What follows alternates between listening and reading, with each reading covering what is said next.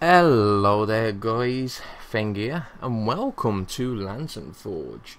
Okie dokie, so Lantern Forge is a sandbox survival game by Hearthfire Studios. It has quite a large emphasis on crafting, building, exploring. There's quite a nice few bit of RPG elements, and there's also Diablo-esque loot. Now, I've actually already done a few episodes of this. Unfortunately, when I come to upload to YouTube, the encoding for it was not great, and it ended up a laggy mess. So I figured, you know what, fuck it, I don't want to shout this on the channel. I'll take it down and I'll redo it again. I'll do it in different formats. That's exactly what I'm going to do. Okay, so firstly, options menu. There kind of isn't one. It's a bit weird. It's got its own little launcher that asks you what size you want it in. Really weird, because there's no 1280 by 720, which is normally what I like to do when I record in windowed mode. But I've actually got a laptop size, which is 1366 by 768, which means that there should not be any black lines. Now there is black lines here because this is the title menu. For some reason the title menu has black bars at the sides. I have no idea why. Obviously we've got separate side sound slides, as you can see. Thankfully take the music down, which is what I've done because it's YouTube. And we took the sound to about 50, something like that. Okay, so let's crack onto the game then, shall we? Now I'm actually gonna have to delete these. This was the character I was using previously. I'll actually keep that there just in case, and I'll create a new one. Okie dokie. So, Fengferth. What colour hair shall we have? Should we have green? I like green hair. Yeah, there we go, green hair. You can have female as well. We'll have a male. And let's go. So, the world is procedurally generated. And it's a fucking big ass world. It's massive. And exploration is quite a big thing of the game. But you can explore like on the outside, as you can see, but you can also explore underground. Now I'm hoping that this doesn't stutter as much. It looks like it's not actually, so that's absolutely superb. Great. Okay, so as you can see, it's playing an isometric view. You move with left clicking, like traditional action RPGs. You can't move with WSD, which is a bit weird. Oops, didn't mean to press that. They're just hotkey buttons instead, which is kind of weird, but it's fine for the most part. Okay, so when you first spawn in, you usually spawn right near some stairs. Now this will actually automatically lead you into the underground if you really want to. We're not going to go there just yet because sometimes there are dungeons, which is really cool. So we're going to gather some logs. Now quite a huge part of the game is all about crafting, and you're going to need to do an awful lot of that when you start. The great thing about the game though is that it rewards any type of playstyle. You don't actually have to craft if you don't want to. You can just go out in the wilds, you can pick up food and whatnot, keep yourself healthy, and basically you can just use what you find. You don't actually have to craft if you don't want to, which is really cool. But of course you can go the other route and you can have like a little town. It's pretty cool. You can do. It really is. So we've got a few things here. We've got some stones, we've got some twigs, we've got some grass. We don't really need the grass, but we do need more stones. There we go. Okay, so let's actually show you some of the interface. So here's your health. If that goes to 0, you will die. Now, there is a penalty for dying. You lose durability of your equipment. But that's it. There's nothing really else that you get from dying. So, your mana level. Yeah, you can actually learn active skills and which will cost mana. Really cool. Now here's your food level. You need to keep this high, otherwise you won't be able to regenerate health, and you will actually start dying once you reach 0. And energy, which is fatigue. Of course, if this is low, then you're not going to regenerate MP, which is obviously very valuable for caster builds. So let's get some more stones. Okay, so here's the crafting menu, crafting screens. It's pretty easy to navigate. So as you can see, we've got access to all the stuff that we already know, but we can also pick one of these subcategories. So as you can see, we can make a stone pick, which is what we're gonna do. Make sure we put in our inventory. There we go. Axe on hotkey 2 and hoe on hotkey 3. I suppose I can make a shovel as well, although it's not really needed just yet. Now you might notice I've actually got some seeds. Now if you go out into the wilds and you start foraging for stuff, you'll come across seeds usually, and yes, you'll have to farm because food is important. You need food to survive. It's a wee bit laggy there, but that's fine. Okay, so let me just gather some of this up. So what I'm going to do is I'm going to settle down for a bit. I'm actually going to settle down near the entrance so I can use it to obviously get access to stone and some of the ores that you'll come across during the game. Ooh, is that cotton? I think that might be cotton. It is cotton. Now it hasn't properly grown yet, but that's fine. We'll just take the seed. Okie dokie. So we're going to need some wood as well. We're going to need quite a bit of wood. So I need to chop down some trees with the axe. Of course, you need the right tool for the right job. You can't chop down a tree with a pickaxe, as hilarious as that is. And obviously, you can't pick stone with a axe. So just bear that in mind. Okie dokie. So once we got a little bit here, which we have, we can now focus on doing stuff. So first thing I'm going to start doing is building the basis of the farm. So if we get our hoe, we can use a right click and that will actually till the land. Now you probably notice there's like health meters on certain things. So obviously depending on the kind of tool you're using, the quality of it, it will do, let's just do it by damage. It will do more damage or it will build faster or whatever. So just bear that in mind. We're using stone tools which are absolutely fucking useless most of the time. I mean, they do the job, don't get me wrong, but they break extremely easily. So we're going to make quite a large plot here because we're going to need a lot of food. As you can see, we're already down to 89, which is not great. There is a day and night cycle in the game. During the day, it's fairly peaceful during the day. You don't tend to come across many enemies, but during the night, enemies come to you. But you can make beds and sleep. I mean, you need to make beds anyway to actually get your fatigue level up. So just bear that in mind. Okay, so we get the seed.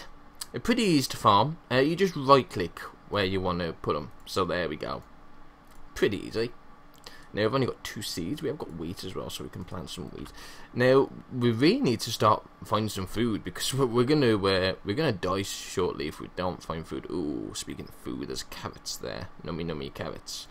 Oh, and there's also a spider den there. We definitely don't want to go near that. If you go too close to stuff like that, then enemies will spawn. And at this point in the game, it's not very good to go against enemies, because we really don't really have any way to protect ourselves. We probably won't for a while. It's a bit of a weird system. You can't really make any stone weapons. The first weapons you'll actually probably make is copper. And copper is... It's weird because sometimes it's really abundant, but sometimes it's extremely rare. It's just the luck of the draw with copper. But there's a few ways you can get it. You can get it by mining. You can also get it by defeating enemies, which unfortunately we probably won't be able to do because we don't actually have any weapons. Or you can do it by gathering copper coins. Now, let's just go to our inventory. When you have 100 copper coins, which is the currency of the game, you can actually convert it into a copper ingot. That actually does make the early game a lot more easier, especially if you can't find the copper. Now, as you can see, there's a lot more of the statistics. There are item slots. There's quite a lot of armor you can get in the game. There's lanterns, which increase your visibility range during the night and underground. There's also 2 ring slots and an amulet slot, which is cool. Of course, you got your armor and DPS. Let's just have a quick look at the character screen. So here's your character screen. Now, as you can see, we've already gained 40 XP. Now, we've probably done that by just doing random stuff. It goes up by killing enemies as well as crafting, and in some cases just doing other stuff. We've got our health, mana, and we've also got these statistics. So every level you gain 5 stat points, and you can distribute them as however you want. So for example, if you're going a melee build, you might want to stick majority of your points in strength, because it will give you more melee damage as well as improve your chance to block. Range build, you might want to stick it in dex, because it's going to increase your bow and crossbow damage as well as increase your chance to dodge and to crit. Intelligence, obviously for casters and people that want to use wands and staves. It increases mana generation and also directly affects your magical damage. And vitality, pretty obvious. Your maximum amount of health points, your HP regeneration, as well as your armor. Now you've got skills as well. Skills are pretty cool. Now you're not actually forced into going down the set path with skills. Skills are pretty cool. So Knight skill, for example, is more focused around melee. The left side are usually active skills, and the right side are usually passive skills. So as you can see, precision is a passive that increases the chance of a critical hit strike by 1%. Whereas whirlwind is an active ability that hits multiple enemies in an area. Now hunter, of course, is all pew pew pew pew, and as you can see, passive and active, etc, etc. Now adventurer skill tree is a bit different. All these are in fact passives, as you can see, and these usually affect the way of the adventurer, which is the reason why it's called the adventurer skill tree. So as you can see, pathfinding increases movement speed by 4%. You could say that probably would be useful for every class, every kind of build. Obviously as a melee you probably want to go faster, as a hunter you might want to go faster, and as a mage you might want to go faster. You know, it's pretty cool. Obviously as we get further down the skill tree, some more good stuff like fortune, increase the amount of coins found and gives a chance of finding more ore, wood and cloth. Just bear in mind though, the very first top ones are your first tier skills, so you can put points into them already if you want to. However, the next one down do require you to at least put 5 points in the previous tier. So just bear that in mind. Okie dokie, so I've probably been babbling on for way too long because we still haven't really done anything yet. So we still need to find food. We haven't had much luck with that yet. I had a lot better luck on my first one, which was why I was a bit pissed off that it didn't record properly. But alas, these things happen. So I'm just getting a few more stones, because stones are going to be really useful to start off with. Oh, there's cotton there. There's actually full-grown cotton. Now that's going to be useful. There we go. Now this is needed for armor. It's also needed for some bows as well. And I think we are going to take the bow approach. I'm definitely going to take the ranged approach. Oh my god, did we get those carrots? Yeah, we did. Oh, there's more carrots. I'll read. Yes, look at this. There's also animals in the game, as you can see. There's a cow there. You can actually tame them, and they will give you their resource. So if you manage to tame a couple of cows, they will give you milk, which is really cool. Really cool. Oh, there's a bee. Oh, if we don't want to go near there. Bees are evil. No, I mean it. They are really, really evil. They hate you with a passion. Okay, now as you can see, it's starting to get dark. So we probably want to think about making a bed and sleeping for the night. So guess what we're going to do? Yep. Let me just stick these wheats down. There we go. Put some wheats. I can stick the mushroom in as well. There we go. Now we are quite low on health, low on hunger. So we definitely need to sort that out as soon as possible as well. But firstly we need a bed. So we can make a grass bed, which requires a bundle of grass and common logs. Pretty simple and straightforward, and I'll stick it right there. So the bed serves 2 purposes, right? It obviously actually serves 3 purposes. It regenerates all your fatigue, and it turns night into day. The third one though is that it sets a bind point, so if you die you'll actually be resurrected at your bind point. Now there is actually a location panel here. If you click on it, it actually shows you quite a few statistics. So you can see where your mouse is, the coordinates of your mouse. As you can see, it's moving because my mouse is moving. The player coordinates and the bind coordinates. Very, very useful if you get lost. extremely useful. Okie dokie.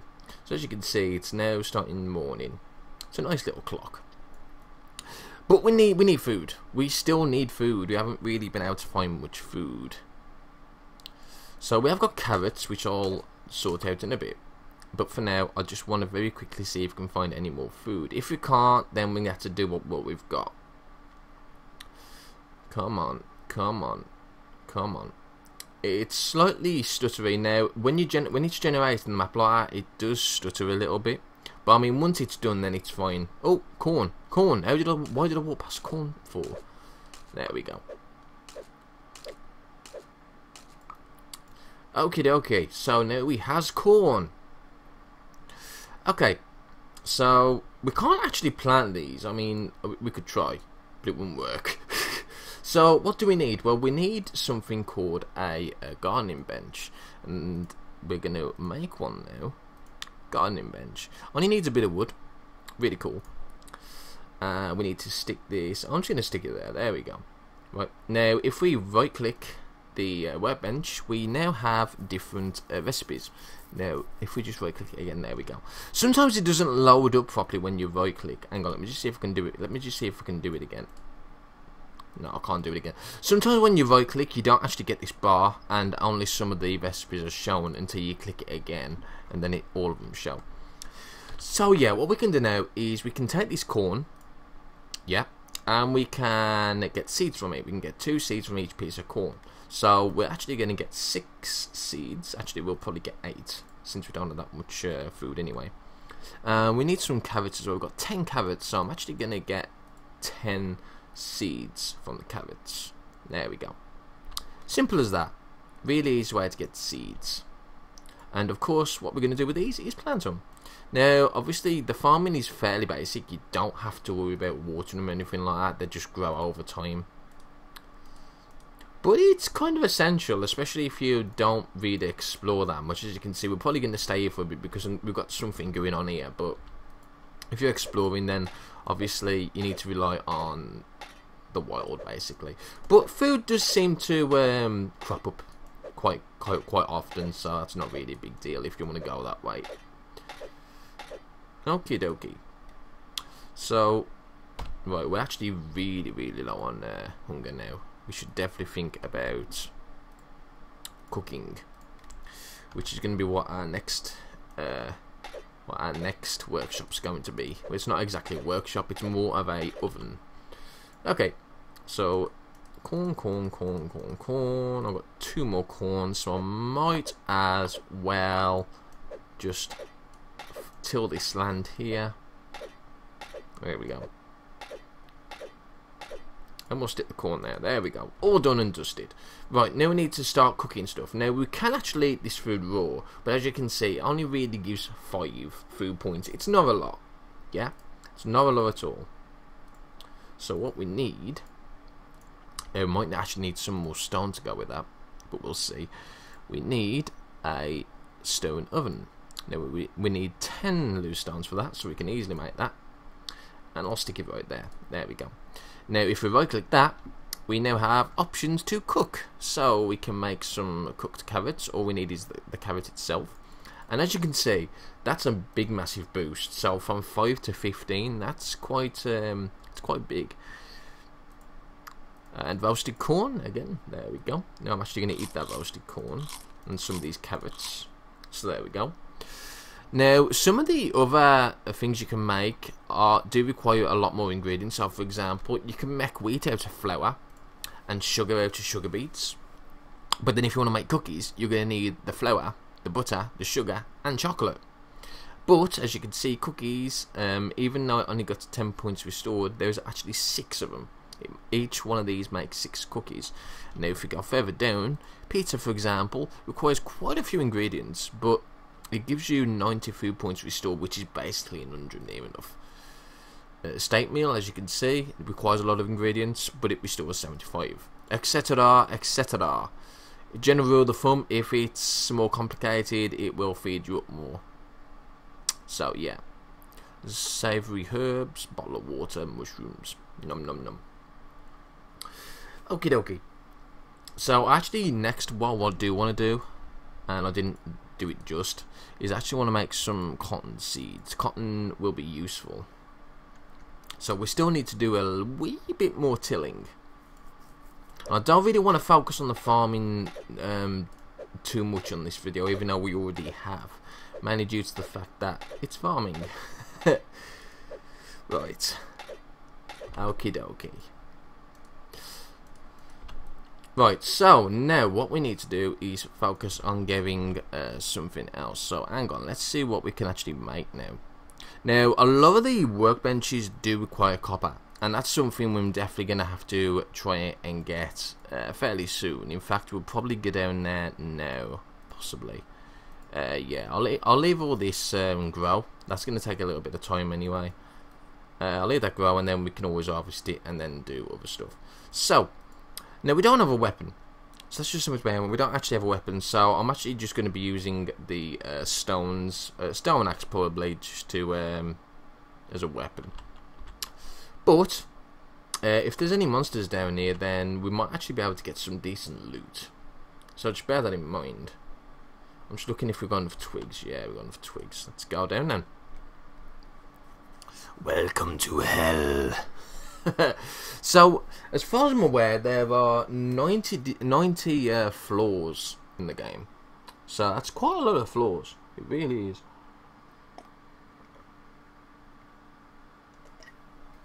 That's about to have me coffee. So there are 90 different floors in the game, and ores can be found at different height levels. So copper can be found basically from the first level and down, whereas iron requires you to be at least 5 levels down. So yeah, now this is interesting. We've actually come near a goblin camp. Now this would be definitely great to raid, because what will happen is this will drop quite a lot of coins as well as give us a shit ton of XP. Unfortunately it's level 2 and we don't have a decent weapon. We can't really make a decent weapon until we get copper.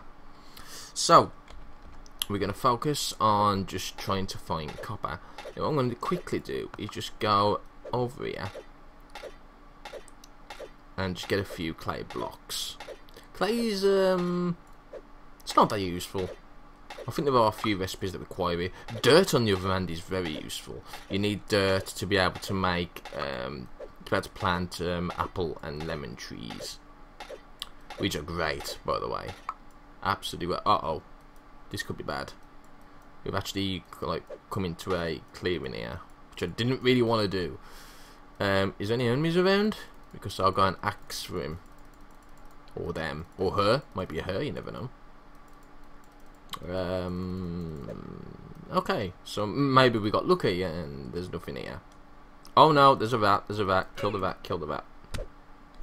So, combat's fairly basic. I mean, you basically hold down left trigger until said enemies die. But of course, once you've got access to skills, then you can actually use skills. There's two build modes. There's 2 modes in the game, not build modes. We're currently in build mode. This allows us to actually interact with the objects around the world. As you can see, it allows us to actually mine stuff. However, sometimes in combat, you will accidentally hit these stones and whatnot. So, if you press space, you actually go into combat mode. Now, what this will do is this will make sure that you do not interact with any of these tiles whatsoever. It makes combat a lot more easier, but not only that, it brings your active skills up as well. Now I absolutely hate them being 7890 because they're other side of the keyboard, so I've actually remapped mine into QWER, even though it doesn't actually say it on the tooltip. And you can do that by going to the menu screen and you can change the key bindings, which is nice. So there is kind of an options menu. It's just actually in game. And you can also change to easy, normal, and hard. No biggie. Okay, so what I'm actually going to do here is I'm actually going to do a little bit of scouting. Now, I don't know if you've noticed, but when your mouse hovers over a certain square, you can see what is in that square. So I'm going to actually use this to try and navigate for copper. Is it cheating? I have no idea. It does feel a little bit like cheating, just trying to find it. But then again, why would it be implemented? You know, it just saves a bit of time, especially since copper can be extremely difficult to find. Now, I can't see any, and I'm actually very tempted to go down to the next level instead. Yeah, I think that's what I'm going to do. I'm actually going to go down to the next level. So if I find where we're coming from, which I'm probably going to not find now because I'm lost, here we are. So here's the stairs, yeah? Now let me just let me just shovel this bit out. I actually do need that sand as well. You need sand for glass.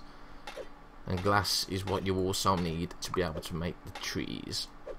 The apple trees. But we do need to find an apple tree first to actually use it properly. Or a lemon tree. I haven't actually come across a lemon tree yet. There we go. As you can see, yeah, we're pretty much wasted our shovel there. Stone weapons are really crap durability. They have extremely, 60. You've got 60 uses before they break. And in fact, we actually have no loose stones left. But we can craft those anyway, the loose stones. That's not a big deal. There we go. All you need is a block of stone, which we have one of. I actually might just mine a few blocks of stone, actually, because we do need it for certain crafting stuffs. There we go. I'm actually getting low on hunger again. That's really terrible. Really terrible indeed. I'm going to eat those. We've got a little bit of raw meat which we can cook. Oops, I don't want to interact with that lot. Yeah, it is a bit weird because in build, especially in build mode, left click actually uses the tool that you've got in your hand. So obviously, it actually can be extremely easy to accidentally mine something that you don't want mining. However, because it's got an health bar, and the health bar does actually reset after a time, as you can see there.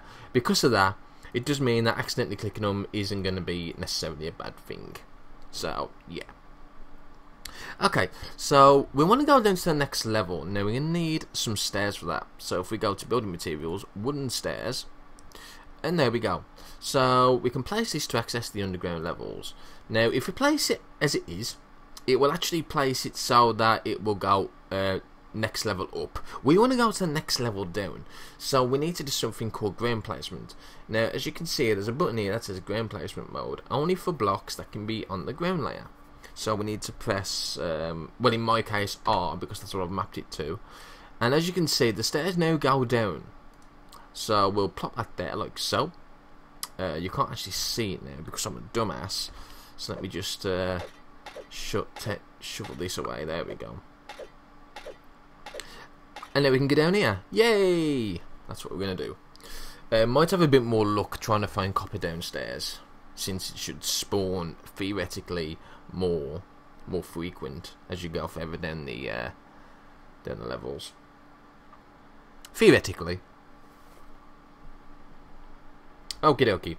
So I'm actually going to zoom out again here. And I'm just going to use my little trick to try and find copper. Copper. Come on, there's got to be some copper around here somewhere. Don't be a bastard. Come on, copper. Coppity copper. Oh, copper. There we go. Let's find some copper. It's a very little seam by the look of it. Oh, okay. So we're going to mine this way and get the copper. So that's what we're going to do. So we need to zoom back in and start shoveling. Start shoveling some clay. And hit the stairs at the same time. Absolutely hilarious. Okie dokie. So while I'm getting this iron ore, I'm going to stick a cut here. And I shall see you next time.